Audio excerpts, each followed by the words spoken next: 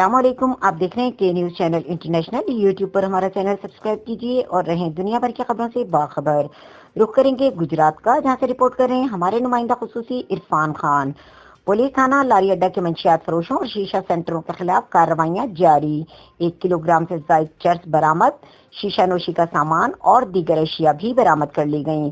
47,30,000 روپے کے قریب رقم برآمد کر لی۔ تفصیلات کے مطابق گجرات پولیس تھانہ لاری اڈا کا منشیات فروشوں کے خلاف کریک ڈاؤن جاری ہے۔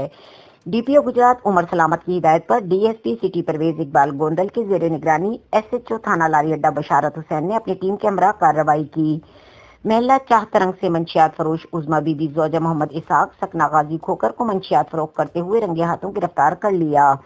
ملزمہ کے قبضے سے 1200 گرام چرس اور رقم 4,72,000 روپے برآمد کر لی گئی، جبکہ مکہ کالونی شیشہ سینٹر پر ریڈ کر کے ملزمان ارسلان نواز ولد محمد نواز، میر حمزہ ولد ناصر اقبال، عبداللہ نوید ولد محمد نوید کو گرفتار کر لیا گیا اور شیشہ سینٹر سے حقہ، فلیورز اور دیگر شیشہ نوشی کا سامان 47,50,000 روپے برآمد کر لیا گیا۔ ملزمان کے خلاف الگ الگ مقدمات درج کر لیے گئے، جن کی مزید تفتیش شروع ہے۔